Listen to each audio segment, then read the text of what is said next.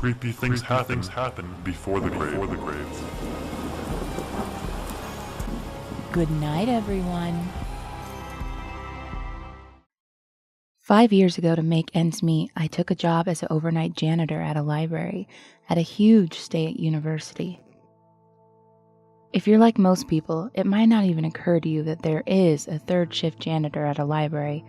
But hey, toilets get clogged at 2 in the a.m. too, and some grad students sure as shit ain't gonna unclog it.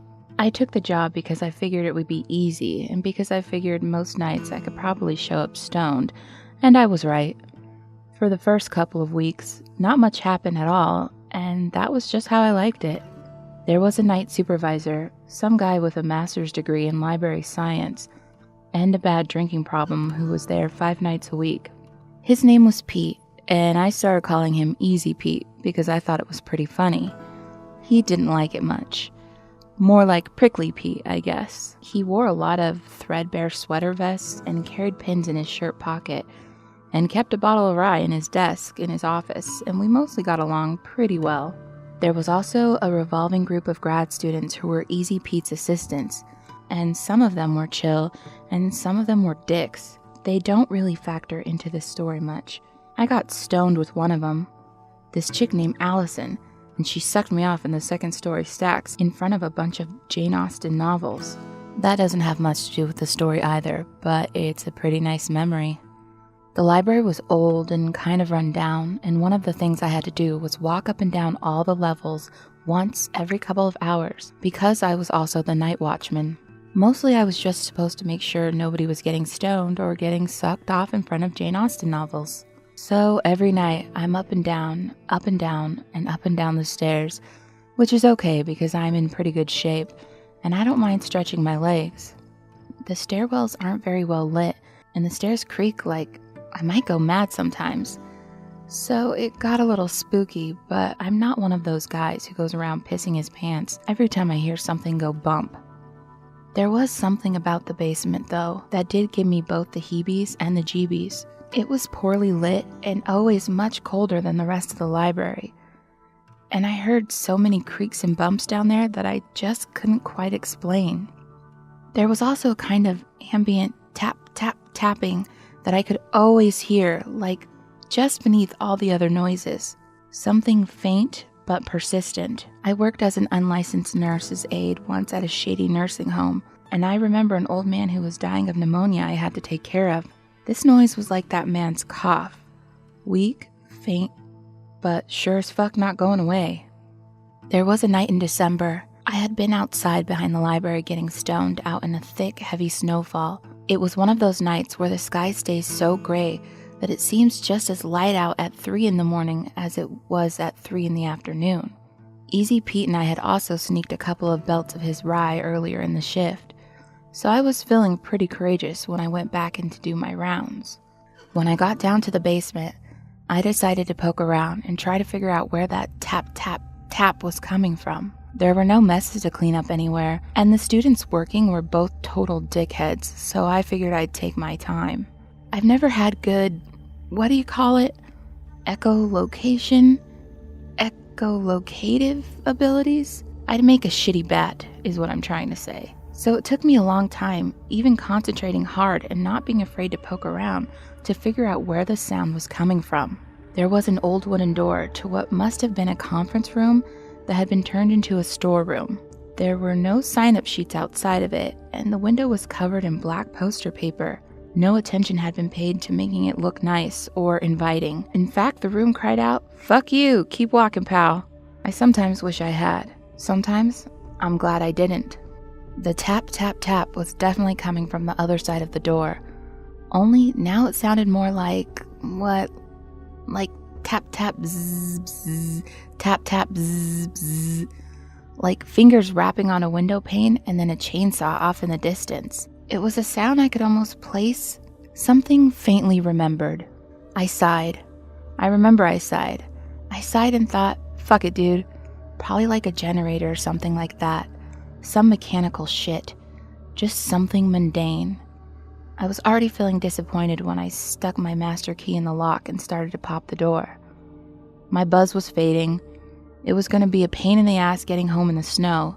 I had a shitty job, no girlfriend, and I was going to have to buy some more weed soon. And the big mystery I'd been looking forward to a few minutes ago was just going to be some bullshit. I popped the door. I flipped a light switch. The fuck? The noise was a dot matrix printer. Shit, I hadn't heard one of those since I printed off my last paper from my last junior college course years ago.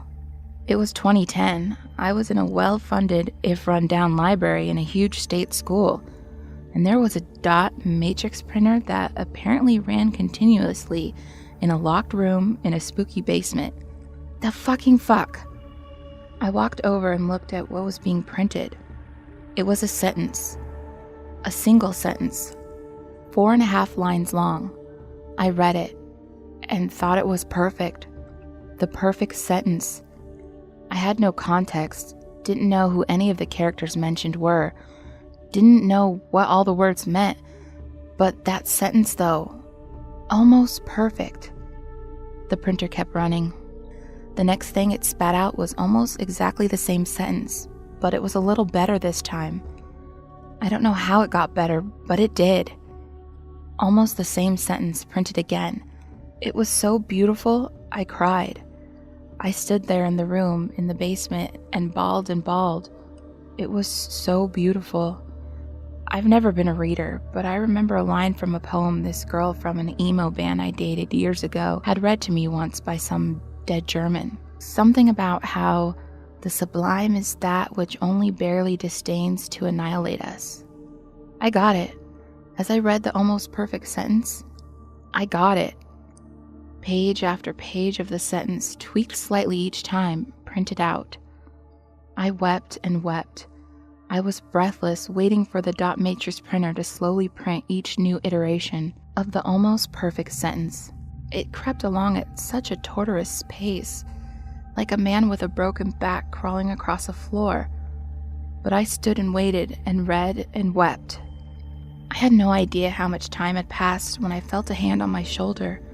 It was Pete, and he was literally dragging me away. Let's go to my office, have a word.